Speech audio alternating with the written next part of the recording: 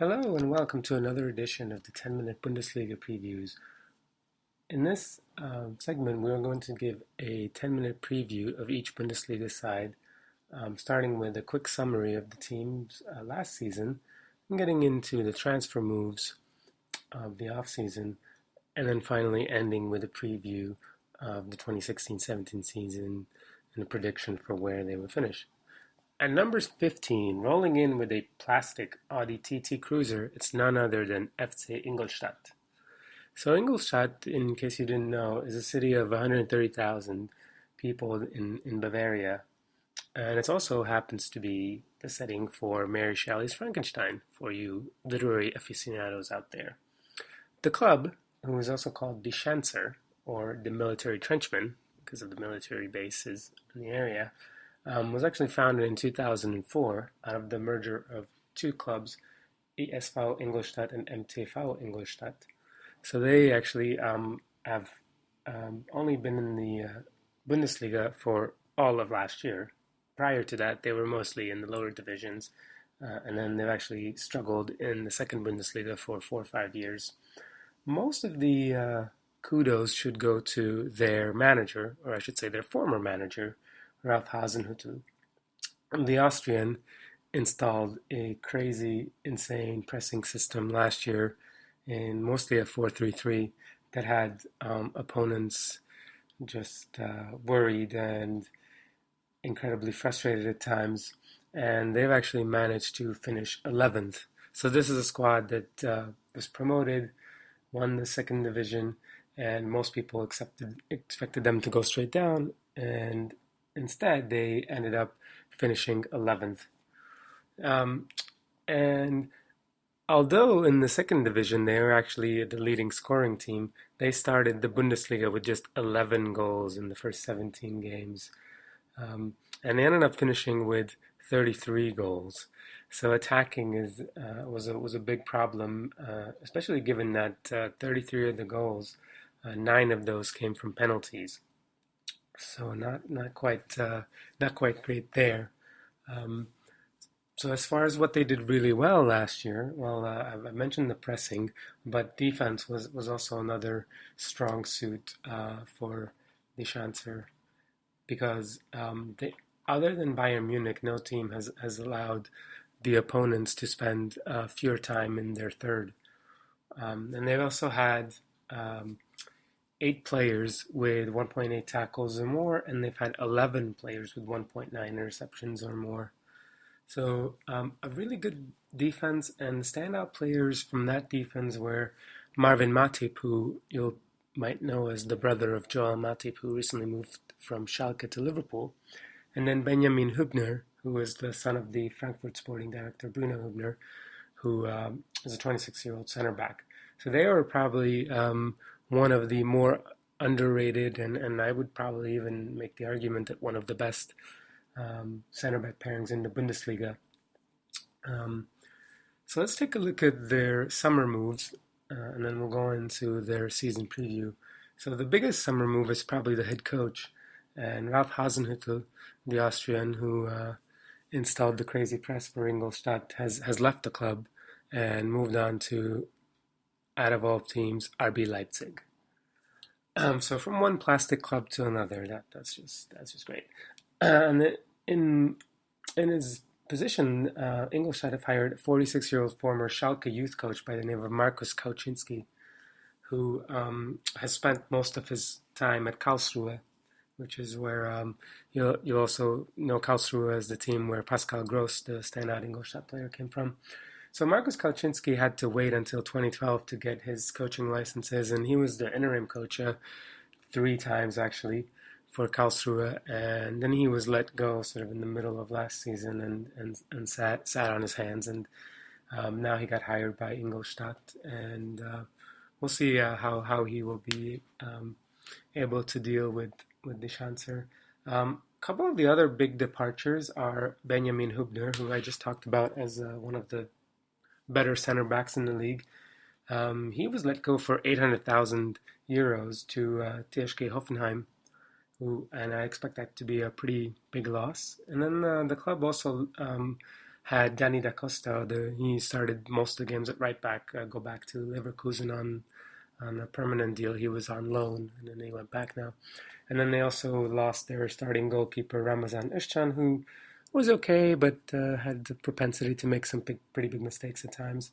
So losing three of their starting five in the back and the head coach is going to be a pretty massive blow, I believe. And as far as the arrivals, they've not really spent a ton of money. Ingolstadt is sponsored by Audi, but it's not a lot of money, and they traditionally haven't been able to spend a lot for various reasons. But they did actually shell out 2 million euros for a right back by the name of Florent Hader-Gionai, who is a Kosovan Swiss dual citizen and played in Young Boys in the Swiss league. And he looks to be a pretty good signing from all indications. And then they've also spent 1.5 million on Robert Leipertz, who is a right winger from Schalke, is 23. And then they've added another keeper called Martin Hansen, who came from Den Haag in the Dutch league. So not a lot of moves, but mostly the losses seem to be a little bit stronger than the gains. As far as how they usually line up and what we can expect from them next season, well, they're probably going to have Ørjan Nyland, the Norwegian goalie, start, who was kind of taken over from Özcan by the end of the season. He'll be in goal, and probably Hader-Gionai will be the right back. And then in the center, we'll have Marvin Matip, who is probably even better than Hübner, and then Roman Bregerie, who's a nice spot starter, Frenchman, sometimes capable of making some rash challenges, but he'll be there. And then at left back, they will probably have Markus Suttner, who got injured last year.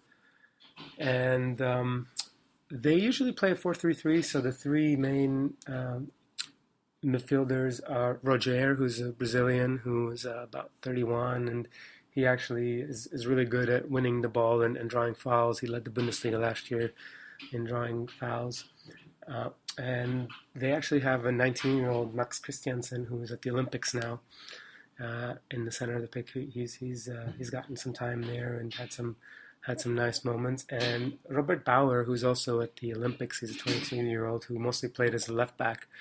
From what I've read, Kauczynski is going to play him as a number 6, so as a CDM as well. And then hopefully they will not play a lot of Alfredo Morales, who's an American who I've called the worst midfielder of the Hinrunde, and he played about 1,400 minutes in the fall and then was basically on ice for the rest, and the club didn't really miss him at all. Obviously, the other main midfield player is Pascal Gross, who is the number 1 in the Bundesliga in key passes. He plays on the right side, and Ingolstadt are incredibly dominant on the right side. 43% of their attack happens from the right side. Pascal Gross plays in a ton of set pieces and corners, and that's usually where they get their attack from. As far as their attacks, they haven't really signed anybody, so they still have the forward group of Dario Lescano, who Paraguayan, who seems to miss a lot of chances. Moritz penalty master Hartmann, who scored 7 penalty goals, I believe, and then Matthew Leckie, the Australian, who is probably the best presser on the team, just an insanely fast winger. And then they usually have Lucas Hinterseer, who was probably one of the worst forwards in the fall, and then ended up getting a number of goals, but he's mostly a backup. So as far as the predictions, I see them in the 15th spot for next year, mostly because they haven't really upgraded, and I do think that the losses of the coach and Hübner specifically will make this team a lot worse, and it's because I don't think that they'll be able to play the pressing style, and I'm not sure what the new coach's plans are, and it might have just been the element of surprise last year, where they were just catching teams, pushing them back and frustrating them. So they still struggled in passing. They were the second worst team at 64% completion rate. They played the most long balls in the league with 83. They had the most aerials, one with 32. So sometimes it would look ugly, but it would be really effective at times. I also have major concerns about them scoring. So the 33 goals that they ended up with broke down 22 in the spring and 11 in the fall is very, very limited. They only got 11 goals from open play and just 2 from counters, and they've scored 20 goals from set pieces and penalties combined. So those are going to be really hard to repeat, and they might struggle, and they might have to fight against relegation. So that's the preview for Ingolstadt. You can follow us on SoundCloud at BundesPL. You can also find us on Twitter at BundesPL or at Van Basten ESL. If you like the show, subscribe, leave a review, give us some feedback, let us know how we're doing. Until next time, thank you.